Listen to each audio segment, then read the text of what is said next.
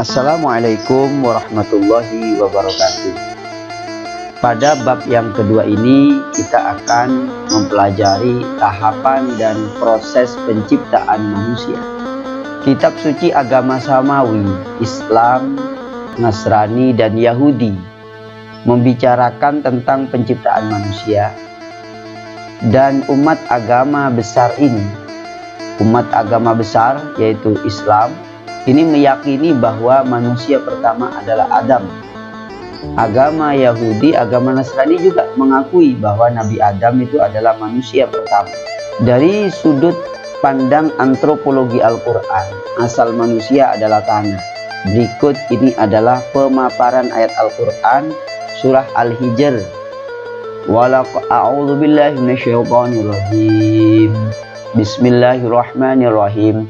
Walaqad khalaqnal insana min shalsalin min hama'in masnun.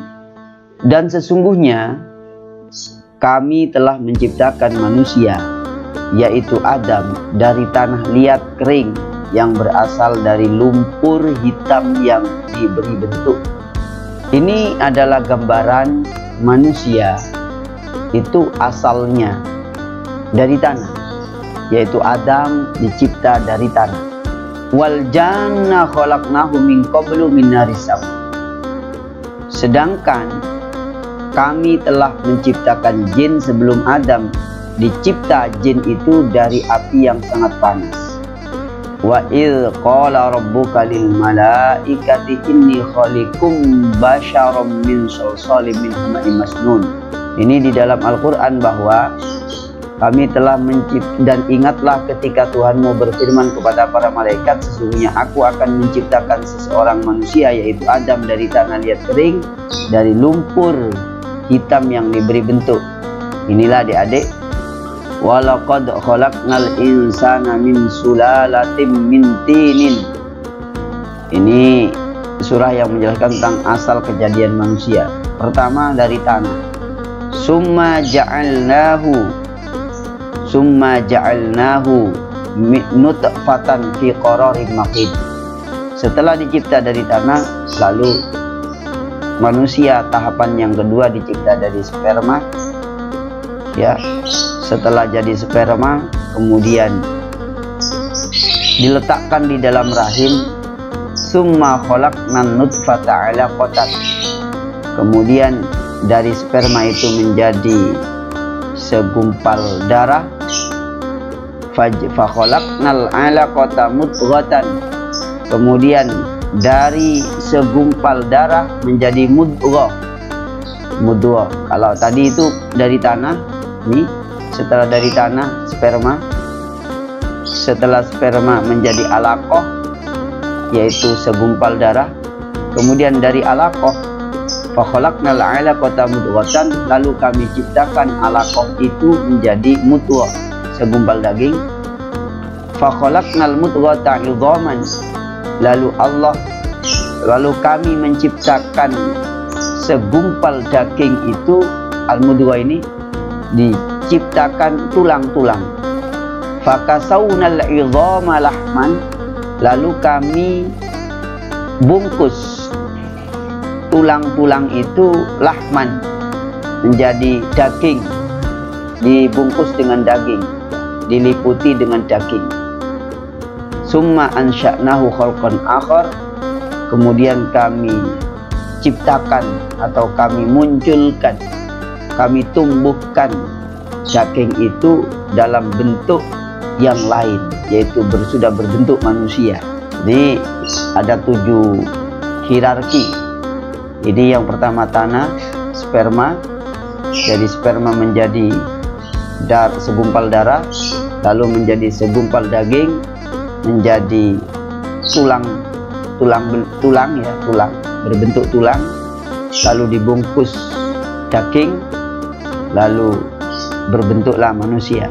Fatabarakallahu ahsanul khaliqin. Maha berkah Allah, sebaik-baiknya zat yang mencipta. Ini penting untuk direnungkan bahwasanya kita ini sudah mendapatkan karunia Allah yang sangat besar, dijadikan manusia, dicipta menjadi manusia, bisa menikmati alam raya, alam semesta. Di dalam sebuah potongan hadis, Rasulullah bersabda, "Wan nasu banu Adam wa Adam min turab." Manusia itu adalah anak cucu Adam, berasal dari Nabi Adam, dan Nabi Adam itu dari tanah. Hadis riwayat Ahmad, At-Tirmidzi dan lain-lain. Berdasarkan ayat Al-Quran dan hadis di atas, jelaslah manusia itu bukan hasil evolusi dari kera.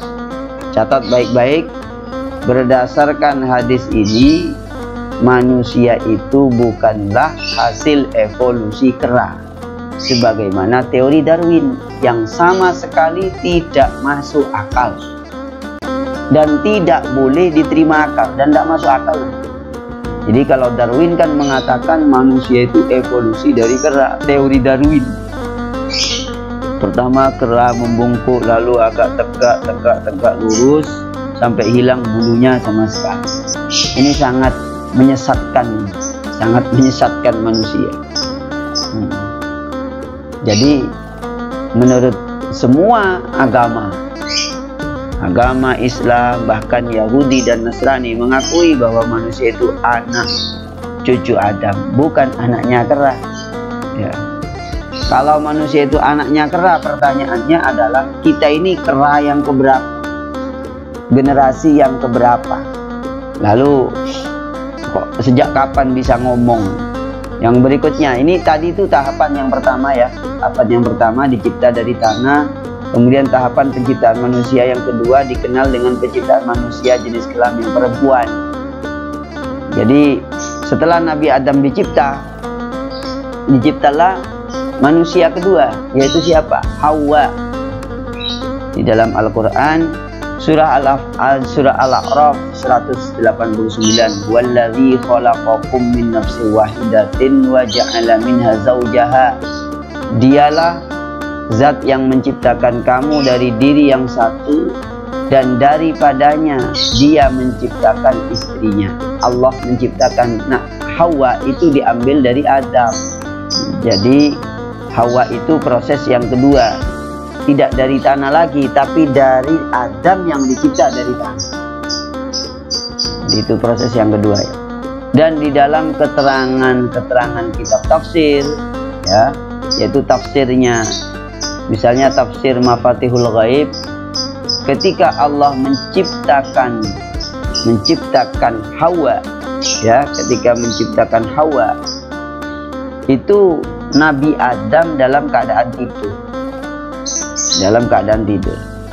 Jadi Adam dalam keadaan tidur, Hawa dicipta agar Nabi Adam itu nanti paling tidak kaget tuh, ini ternyata calon atau pasangan saya.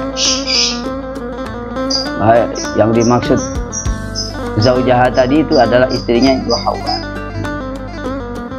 Ketika Adam bangun dari tidurnya ya, sudah terambil dari tulang rusuk yang kiri ya, melihat Hawa di sampingnya, dan Adam terpesona, muncul rasa cinta kepada Hawa. Jadi ketika Hawa dicipta, Adam itu dalam keadaan tidur. Ketika pas bangun tidur, sudah melihat Hawa ada di Hawa ya, cara bacanya Hawa. Sudah melihat, loh ini kok ada perempuan, akhirnya tertarik, mencintai Hawa itu. Kemudian menikahlah Adam dan Hawa. Ya, Adam dan Hawa oleh Allah dinikahkan. Nah, Adam itu dicipta, Hawa itu dicipta dari tulang rusuk. Dari tulang rusuk sebelah kiri. Maka dari itu di dalam keterangan kitab Hasyiatus Sawi ala Tafsiril Jalalain, bahwasanya tulang rusuk laki-laki itu yang sebelah kiri ada 17, yang sebelah kanan ada 18. Jadi yang sebelah kiri tulang rusuknya laki-laki itu ada 17, yang sebelah kanan ada 18. Itu keterangan kitab tafsir Hasyiatus Sawi.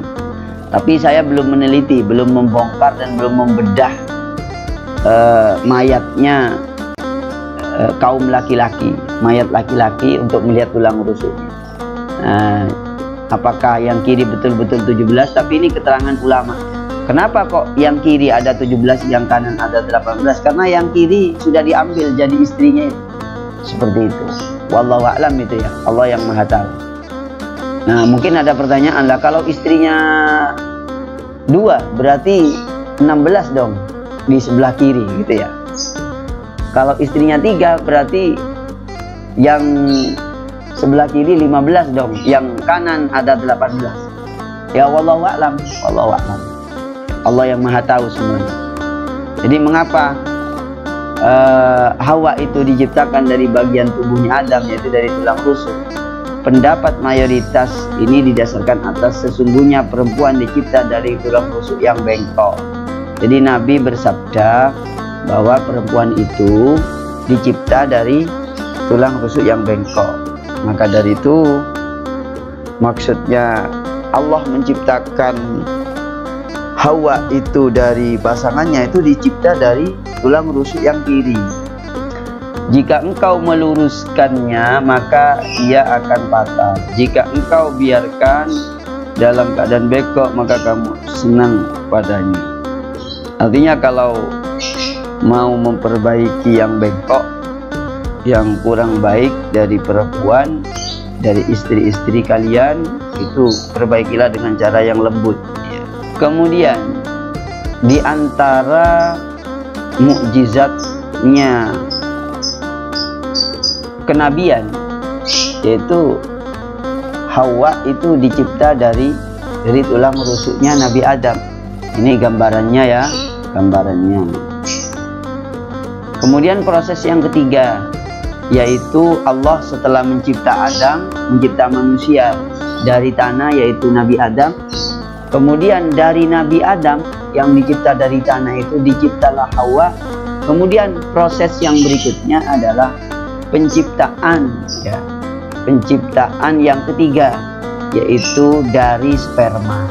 Seperti keterangan tadi di pembukaan bahwa Allah mencipta dari tanah, ya, dari tanah itu kemudian mencipta dari sperma. Ya, ini Allah mencipta dari sperma dengan cara melalui perkawinan. Namun perkawinan yang didahului dengan pernikahan, akad nikah. Kawin itu belum tentu nikah, tapi kalau nikah insya Allah pasti nanti akan kawin, gitu ya. Karena hewan itu kawin, tidak nikah. Dan untuk manusia perkawinannya didahului dengan pernikahan. Di dalam surah Fatir, dan Allah menciptakan kamu dari tanah, kemudian dari air mani, kemudian Dia menjadikan kamu berpasangan, yaitu laki perempuan. Nah, dari pasangan inilah Allah menciptakan generasi manusia sampai sekarang. Termasuk kita yang saat ini ikut kuliah, ini bagian daripada hasil pasangan, hasil berpasang-pasangan, yaitu pasangan hidup, yaitu suami istri alias ayah ibu kita. Jadi dimanapun di dunia ini, pasangan hidup itu akan melahirkan generasi-generasi. Itulah cara Allah mengembangbiakkan manusia melalui pasangan hidup. Itu kalau dipasang jadi hidup, artinya kalau sudah nikah dan kawin itu melahirkan generasi. Dan bagi Allah itu adalah sangat mudah, ya. Bagi Allah sangatlah mudah. Ini proses yang ketiga, yaitu melalui cara perkawinan pasangan. Perkawinan pasangan manusia dalam satu ikatan pernikahan. Rasulullah bersabda terkait penciptaan manusia, ya. Bersabda bahwasanya Dialah yang benar dan dibenarkan. Sesungguhnya seorang di antara kamu dikumpulkan pembentukannya atau kejadiannya dalam rahim ibunya, embrio, selama 40 hari. Kemudian selama itu pula 40 hari dijadikan segumpal darah. Kemudian selama itu pula 40 hari sepotong daging. Kemudian diutuslah malaikat untuk meniupkan roh, untuk menuliskan 4 kalimat, yaitu rezekinya, ajalnya, amalnya, dan buruk baik nasibnya. Nah, jadi Allah mencipta manusia yang melalui proses perkawinan itu setelah pernikahan 40 hari pertama, ya, 40 hari pertama itu berupa sperma, 40 hari kedua berupa segumpal darah, 40 hari ketiga berupa segumpal daging. Lalu setelah 40 hari yang ketiga, yaitu setelah 120 hari alias 4 bulan, Allah tiupkan roh dan menetapkan takdir rezekinya, ajalnya, amalnya, baik dan buruknya nasib. Ya, hadis riwayat Muslim. Ini gambaran orang yang kesenangan mau menikah, yang ini sudah akad nikah. Ini bukan ini bukan pertunangan, tapi ini sudah akad nikah. Karena tidak boleh memasangkan cincin kalau belum menikah. Ini proses kejadiannya, ya di dalam Al-Quran, proses kejadian manusia tadi sudah dikutip di atas. Hierarkinya sperma, lalu ini segumpal darah, segumpal daging, setelah segumpal daging menjadi izom, ya, izom ataupun tulang yang dibungkus dengan daging, lalu ditiupnya roh. Kemudian yang berikutnya fase segumpal darah berlanjut terus hingga ke 15 sampai ke 24 atau ke 25 setelah sempurnanya proses pembuahan. Meskipun begitu kecil namun para ahli embriologi mengamati proses membanyaknya sel-sel yang begitu cepat dan aktivitasnya dalam bentuk organ tubuh. Mulailah tampak pertumbuhan syaraf dalam pada ujung tubuh bagian belakang embrio. Terbentuk sedikit demi sedikit kepingan demi kepingan benih. Ini proses perkembangan kejadian manusia. Realitanya ungkapan Al-Quran lebih mendalam karena embrio menyerupai sepotong daging yang dikunyah dengan gigi, sehingga tampaklah tonjolan-tonjolan dan celah atau rongga-rongga dari bekas kunyahan tersebut. Inilah deskripsi yang dekat dengan kebenaran. Itu Al-Quran itu lebih detail menjelaskan. Ini gambarannya kalau dilihat dari sudut pandang keilmuan. Kemudian teori penciptaan manusia menurut perspektif saintis, seorang ilmuwan, seorang embriolog, Profesor Dr. Keith Moore, yang menyatakan kekagumannya seraya berkata, "Saya kagum dan heran pada keakuratan." Ini orang seorang embriolog yang belum mengenal Islam ini. Saya kagum dan heran pada keakuratan ilmiah Al-Quran. Artinya kitab suci Al-Quran tidak hanya kitab tentang ajaran baik buruk, persoalan ritual, perintah larangan, tapi juga kitab yang sangat ilmiah. Maka sangat mengherankan, lebih mengherankan lagi kok mahasiswa Islam atau orang Islam tidak kagum pada Al-Quran. Ya, ini orang yang tidak beragama Islam kagum pada Al-Quran. Kenapa? Al-Quran begitu detail menjelaskan tentang proses penciptaan manusia yang melampaui akal-akal ataupun ilmu-ilmu akliyah, ilmu sains, ilmunya para saintis, itu melampaui itu semua. Dan ini mukjizatnya Al-Quran yang dibawa oleh malaikat Jibril untuk Rasulullah dan kemudian diberikan kepada umatnya. Kita harus bangga dengan Al-Quran, karena Al-Quran itu jauh lebih ilmiah daripada ilmu yang dimiliki orang modern. Padahal dulu Al-Quran diturunkan belum ada temuan ilmu-ilmu modern. Dalam terminologi Al-Quran dan hadis, kronologi dan hierarki pertumbuhan manusia diawali dengan sel tunggal atau zigot. Ya, itu menurut Al-Quran dan hadis. Yang terbentuk ketika ovum atau sel kelamin betina dibuahi oleh sperma atau sel kelamin jantan. Jadi setelah pertemuan sperma laki-laki dengan pertemuan sel perempuan ataupun betina, itu berbentuk terjadi sel tunggal atau zigot. Semakin majunya ilmu pengetahuan, semakin jelas membuktikan mukjizat Al-Quran dalam masalah penciptaan manusia. Misalnya ilmu genetika atau tentang janin menyatakan bahwa pada saat embrio berada di dalam kandungan terdapat 3 selubung yang menutup janin, yaitu dinding abdomen atau perut itu, dinding uterus rahim, dan lapisan tipis amikhirionik, kegelapan di dalam perut, kegelapan dalam rahim, dan kegelapan dalam selaput yang menutup atau membungkus anak dalam rahim. Nah, ini dijelaskan dalam Al-Quran. Dia menjadikan kamu dalam perut ibumu kejadian demi kejadian dalam 3 kegelapan. Ini luar biasa Al-Quran. Nah, kalau kita tidak kagum kepada Quran, orang yang di luar Islam itu kagum, kok kita nggak kagum, ini lebih menganehkan lagi, lebih aneh lagi ini. Maka alhamdulillah kita menjadi orang yang beragama Islam, penuh kesempurnaan dengan Al-Quran dari aspek keilmuan. Demikianlah singkatnya teori penciptaan manusia menurut ajaran Islam serta kronologi dan hierarkinya sebagaimana yang disebutkan di dalam Al-Quran dan hadis. Ini hierarkinya ya. Hierarki penciptaan manusia ini menurut surah Al-Mu'minun ya, yang sudah tadi disebutkan juga di atas. Kemudian Allah membekali manusia dengan fitrah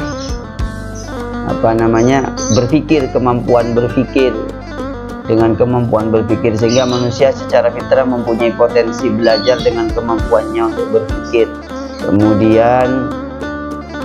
Kemudian berikutnya dalam istilah ilmu pengetahuan disebut kesamaan antara peta genetik dan jumlah kromosom pada Adam dan Hawa. Hierarki dan proses penciptaan manusia tersebut memberi penjelasan logis tentang kesamaan antara Adam dan Hawa. Dalam istilah ilmu pengetahuan disebut kesamaan antara peta genetik dan jumlah kromosom. Nah, pada ayat lain Allah menyebutkan teori ini dengan ayat berikut, itu surat Ar-Rum, yaitu Allah menciptakan manusia dengan cara melalui Allah menciptakan pasangan, yaitu laki dan perempuan saling menyukai lalu menikah. Itu cara Allah ingin menciptakan manusia, generasi manusia. Surat Ar-Rum ayat 21. Lalu apa tujuan penciptaan manusia? Ya, dari berbagai aspeknya dapat disimpulkan: 1, menjadi abdi Allah, menjadi hamba Allah ya. Sebagaimana surat Az-Zariyat, "Wa ma khalaqtul jinna wal insa illa liya'budun." Tidaklah aku ciptakan jin dan manusia melainkan supaya mereka menyembahku, artinya menjadi abdiku, taat kepada Allah. Itu tujuan Allah mencipta kita itu agar kita menjadi hamba yang taat. Kalau tidak taat berarti bukan hamba, itu berarti iblis kalau tidak taat. Kemudian yang berikutnya tujuan penciptaan manusia sebagai khalifah. Khalifah itu artinya sebagai wakil di bumi. Untuk apa? Untuk memakmurkan bumi, mengisi bumi dengan amalan-amalan yang baik. Amalan-amalan yang baik sebagai wakil Allah memakmurkan bumi ini. Kemudian yang berikutnya pada ayat di atas, yaitu surah Al-Baqarah ayat 30 sampai 31, ini menjelaskan tentang bahwa manusia sebagai khalifah di bumi ya. Khalifah yang memimpin kehidupan di bumi, paling tidak memimpin dirinya sendiri dan keluarganya untuk beramal baik ya, untuk menjadi hamba yang baik. Lalu yang ketiga, kalau pertama menjadi hamba Allah, menjadi abdi. Yang kedua menjadi khalifah. Yang ketiga, manusia sebagai amanah. Di dalam surah Al-Mu'minun 115, Allah berfirman, "Afa hasibtum annama khalaqnakum abatsan wa annakum ilaina la turja'un." Maka apakah kamu mengira bahwa kami menciptakan kamu main-main tanpa ada maksud, dan bahwa kamu tidak akan dikembalikan kepada kami? Jangan dikira Allah memberikan kehidupan kepada kita ini sia-sia atau omong kosong, main-main. Jangan dikira begitu. Allah mencipta itu tidaklah sia-sia. Jangan mengira kita dicipta kemudian tidak dikembalikan kepada Allah. Akan dikembalikan nanti kepada Allah. Maka dari itulah hidup itu adalah amanah. Hidup itu adalah amanah dari Allah. Jangan disia-siakan, jangan dibuat kemaksiatan. Kalaupun pernah terjadi, ya kita bertaubatlah kepada Allah. Dari penciptaan ini manusia diberi amanah dan diuji manusia dalam menjalaninya. Lalu dikembalikan kepada Allah untuk dihisab. Maka dari itulah kita ini harus menjadi amanah yang baik, membawa amanah kehidupan yang baik, karena nanti akan kita pertanggungjawabkan dan dikembalikan kepada Allah. Kemudian yang berikutnya, yang keempat, tujuan penciptaan manusia ini adalah untuk menjadi penyeru kebaikan. Jadi hidup di dunia ini karena amanah mengabdi kepada Allah untuk khalifah di bumi, kita harus menjadi penyeru kebaikan. Sebagaimana dalam firman Allah surah Ali Imran ayat 104, a'udzubillahi minasyaitonir rajim, wal takum minkum ummatun yad'una ilal khairi wa ya'muruna bil ma'ruf wa yanhauna 'anil munkar wa ulaika humul muflihun. Hendaklah ada di antara kamu sekalian segolongan umat yang menyeru pada kebajikan. Ayo kita bersama-sama menyeru kebaikan kepada diri sendiri, kepada orang lain, dan kepada keluarga, dan seterusnya. Karena itu bagian daripada ibadah. Menyeru kebaikan itu adalah bentuk pengabdian kita kepada Allah, dan bentuk ataupun bukti pelaksanaan kita sebagai khalifah wakil Allah di bumi, dan sekaligus kita sudah melaksanakan amanah dengan sebaik-baiknya, amanah kehidupan ini. Dikasih hidup, dikasih nyawa, bisa bernafas, bisa menghirup oksigen, ini berarti kita lakukan untuk sebaik-baiknya hal yang baik, menyeru pada kebaikan. Nah, ini umat yang terbaik itu yang ya kita ini yang ngajak kebaikan, ya, perintah ma'ruf, ya. Kemudian perintah di atas bisa berlaku untuk umat Islam dan seluruh umat manusia lintas agama. Menyeru kebaikan, siapa saja diperintahkan kebaikan oleh Allah. Seluruh umat manusia diperintah untuk melaksanakan kebaikan. Nah, karena apa? Karena kita sebagai khalifah, sebagai hamba, yaitu abdinya Allah, taat kepada Allah. Yang kedua sebagai khalifah. Yang ketiga kita sebagai pembawa amanah. Yang keempat sebagai penyeru kebaikan. Semoga bermanfaat dan semoga membawa berkah. Assalamualaikum warahmatullahi wabarakatuh.